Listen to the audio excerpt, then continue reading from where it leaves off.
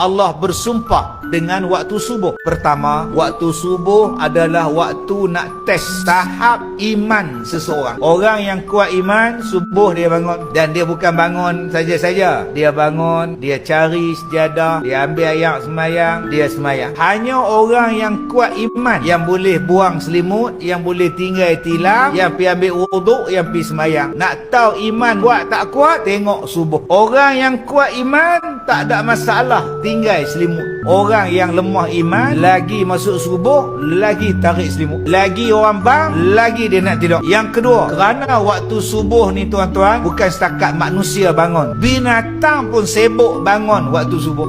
Menengok ayam, kadang dia lebih bangun awal pada kita. Cuba tengok burung, waktu subuh bangun dah, duk cek nak terbang lah, nak cari makanan. Sama naik dengan manusia. Maka kalau kita ni tuan-tuan, bangkit subuh, tak semayang, pergi kerja, tak semayang, pergi sekolah, tapi tak semayang, agak-agak sama tak dengan binatang. Yang ketiga, kenapa Allah bersumpah dengan waktu fajar atau dengan waktu subuh? Kerana keistimewaan waktu subuh. Selepas subuh, Nabi larang kita tidur balik. Sebab pada waktu itu malaikat menaburkan, malaikat mengagihkan, malaikat membuka pintu-pintu rezeki. Maka orang yang tidur balik lepas subuh, beratlah rezeki dia, mahallah rezeki dia. Kalau nak jadi orang yang murah rezeki, orang yang lebat dengan rezeki, lepas semayang subuh, pergi buat kerja, pergi berjalan, pergi cari rezeki.